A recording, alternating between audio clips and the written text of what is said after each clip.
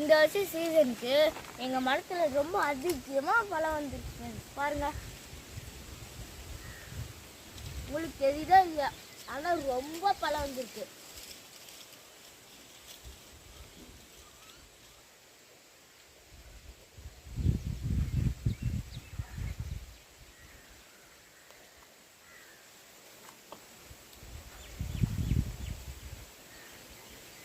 Friends, இந்த வாட்டி மரத்தில் காப்பு ரொம்ப அதிகமாக இருக்கிறதுனால நிறைய காய் வந்து கீழே விழுந்து வேஸ்ட் ஆகுது. அதுக்கு எங்கள் தாத்தா என்ன ஐடியா பண்ணாங்கன்னா பருதை வாங்கி போட்டோம். அதில் கீழே விழுவோம் நாங்கள் எடுத்துக்கலாம்னு போட்டோம். ஆனால் அதில் கீழே விழுந்து அடிப்படுது ஃப்ரெண்ட்ஸ். அதுக்கு நாங்கள் பாயும் போட்டோம், பெட்ஷீட்டும் போட்டோம், அதுவும் வேஸ்ட் ஆகுது ஃப்ரெண்ட்ஸ்.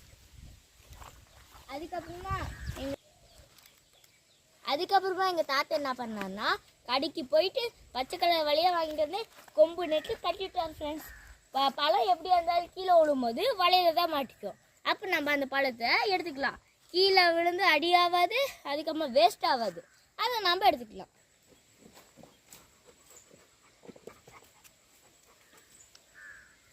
ஃப்ரெண்ட்ஸ், இங்கே பாருங்கள் ஃப்ரெண்ட்ஸ், இந்த வலையில் எவ்வளோ பழம் விழுந்துருக்குதுன்னு.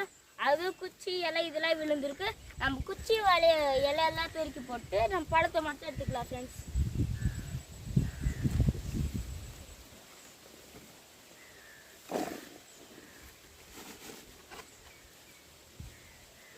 பாருங்க ஃப்ரெண்ட்ஸ், நமக்கு எவ்வளோ பழம் கிடைச்சிருக்குதுன்ட்டு. பாருங்க ஃப்ரெண்ட்ஸ், நமக்கு எவ்வளோ பழம் கிடைச்சிருக்குதுன்ட்டு.